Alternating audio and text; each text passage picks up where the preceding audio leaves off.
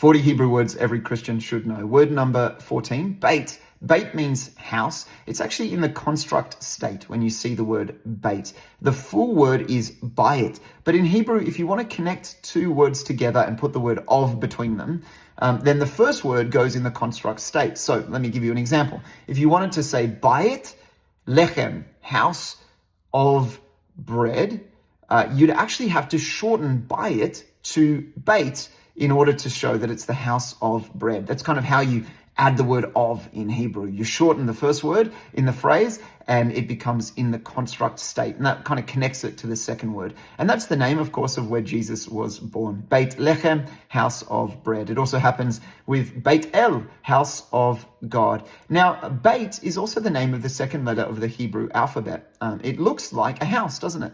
And this is an important time to say that sometimes when people are trying to interpret the Bible, what they do is they break up Hebrew words into each letter and they try to work out the pictographic meaning of each letter and use that to help them determine the meaning of the word. So if a word has the letter Beyt in it, then they would say, oh, the word has something to do with a house. Now, this sometimes works. It works sometimes. So for example, the word for father is Aleph Beyt, Av, and the letter Aleph means an ox head, which can symbolize strength or leadership. And so Av, the father, could be the leader of the house. You know, that's the pictographic meaning of the word. And you can see how that kind of works with an ancient understanding of fatherhood. The problem is it usually doesn't work.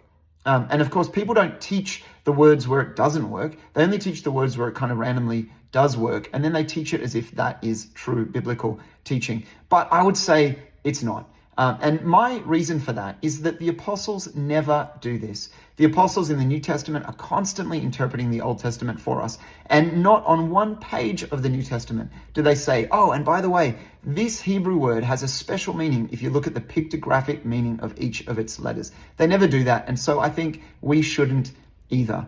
We should love the original languages of the Bible, Hebrew, Greek, and Aramaic, and learn them and learn what they actually mean. The word Beyt means house. Beit lechem, house of bread. Why was Jesus born in Beit lechem? Because Jesus is the bread of life. Follow for more original language Bible insights.